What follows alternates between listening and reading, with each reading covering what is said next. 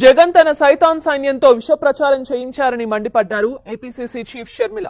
ప్రభాస్ తో తనకు సంబంధం ఉన్నట్లు జగన్ ప్రచారం చేయించారని, అయితే అసలు ప్రభాస్ ఎవరో తెలియదని క్లారిటీ ఇచ్చారు.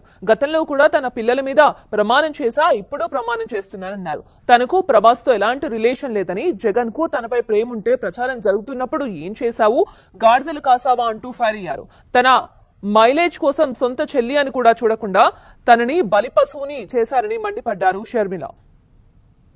బాలకృష్ణ గారు లేక బాలకృష్ణ బిల్డింగ్ ఐపీ అడ్రస్ నుంచో మీ చెల్లెల మీద తప్పుడు ప్రచారం జరిగింది అని మీరు నమ్మింటే, మీకు తెలుసుంటే, మరి మీరు 5 సంవత్సరాలు ముఖ్యమంత్రిగా ఉన్నారు కదా. ఆ ఇష్యూ జరిగిన తర్వాత 5 సంవత్సరాలు మీరు ముఖ్యమంత్రిగా ఉండి ఏం గాడిదలు కాశారండి? ఎందుకు ఎంక్వైరీ వేయలేదు బాలకృష్ణ మీద? మీరు ఇప్పుడు చెల్లెల మీద ప్రేమ ఉన్నట్టు మీరు మాట్లాడుతున్నారే.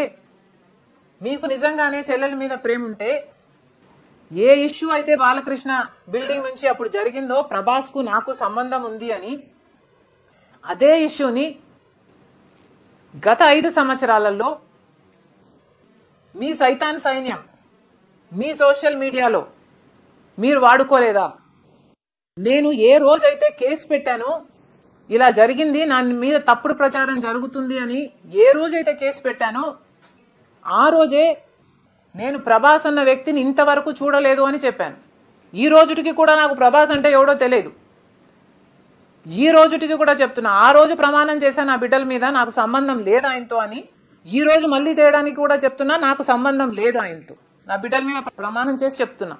జగన్మోహన్ రెడ్డి గారికి ఇవన్నీ తెలిసి కూడా నాకు క్యారెక్టర్ లేనట్టు, నాకు ఆయనతో సంబంధం ఉన్నట్టు గత 5 సంవత్సరాలలో మీ సైతాన్ సైన్యం చేత ప్రాపగండా చేయించలేదా? మీకా చెల్లెల మీద ప్రేమ ఉన్నది, సిగ్గుండాలి కదా. మళ్ళీ నా వీడియోనే ప్లే చేసి మళ్ళీ ఆయనకు మైలేజ్ వచ్చేటట్టు వాడుకుంటున్నారు. అంటే నా వీడియో పనికొస్తుందన్నా మీరు వాడేసుకుంటారు. సో మీరు చెల్లెల్ని వాడేసుకుంటారు, మీరు తల్లి మీద కేసైనా పెడతారు, మీరు నాన్న పేరుని సిబిఐ ఛార్జ్ షీట్లోనే చేర్పిస్తారు. మీరు ఏమైనా చేయగలరు. మీకు బాలకృష్ణ గారు లేక బాలకృష్ణ బిల్డింగ్ ఐపీ అడ్రస్ నుంచో మీ చెల్లెల మీద తప్పుడు ప్రచారం జరిగింది అని మీరు నమ్మింటే, మీకు తెలుసుంటే, మరి మీరు 5 సంవత్సరాలు ముఖ్యమంత్రిగా ఉన్నారు కదా. ఆ ఇష్యూ జరిగిన తర్వాత 5 సంవత్సరాలు మీరు ముఖ్యమంత్రిగా ఉండి ఏం గాడిదలు కాశారని